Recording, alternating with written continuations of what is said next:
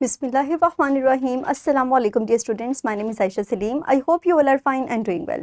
Today in this lecture we are going to discuss another topic of our chapter number 10 and that is about working of electromagnetic devices. आज के lecture के अंदर हम different electromagnetic devices की working को study करेंगे और सीखेंगे कि किस तरह हमारी इन डिवाइसेस के अंदर इलेक्ट्रोमैग्नेटिज्म का फिनोमिना एक्ट करता है। तो डियर स्टूडेंट्स, हमारे आज के लेक्चर का एसएलओ है कि describe briefly the working principle of electromagnetic devices such as speakers and doorbell. So in this lecture we will focus on the first device that is speaker.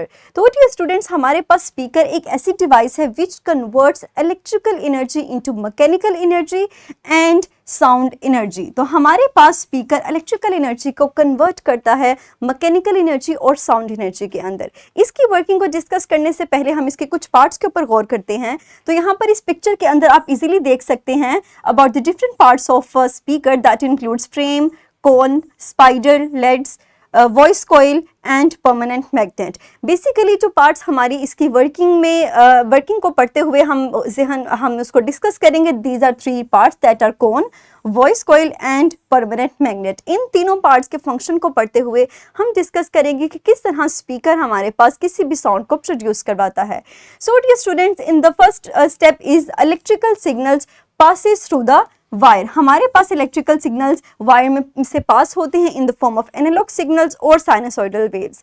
Further these signals after passing through the wire they move towards the voice coil. That is basically इसमें हमारे पास wire rap हुई होती है inner magnet के गिर्द इन the form of a solenoid. और जैसे ही हमारे पास करंट पास होगा वॉइस कॉइल में, जैसे ही हमारे पास करंट इस वॉइस कॉइल में पास होगा, the stable magnet start exerting the force on this free moving voice coil, as a result of which it starts vibrating along its axis, causes this cone to vibrate। और जैसे ही हमारे पास ये कोन vibrate होगा, ये अपने इर्द गिर्द मौजूद एयर को प्रेशराइज करेगा और रेरिफाइड करेगा, जिसके नतीजे में हमारे पास साउंड प्रोपगेट होगी in the form of a wave. So this pressurised air molecules propagate as a wave and this causes the sound। और ये हमारे पास साउंड को प्रोड्यूस करती है। तो इस तरह से हम एयर मॉलिक्यूल्स को प्रेशराइज और रेरिफाइड करके साउंड को प्रोड्यूस करवाते हैं। नेक्स्ट हमारे पास है वर्कशीट, जो कि हमारी इसी नॉलेज के ऊपर बेस करती है। यहाँ पर आपको दो पार्ट्स दिए गए हैं। जो फर्स्ट क्वेश्चन है, इसमें आपको यहाँ पर दी गई पिक्चर के पार्ट्स को लेबल करना है और इन बॉक्सेस में आप अपने आंसर्स को मेंशन करेंगे। Further in the second question you have to write the answer that why is permanent magnet used and it is important in the speakers function. आप इसकी रीजन को मेंशन करेंगे। डियर स्टूडेंट्स, इस worksheet का link आपको इसी video के description में अवेलेबल होगा, तो जल्दी से अपनी वीडियो को पॉज कीजिए और इस वर्कशीट को सॉल्व करें।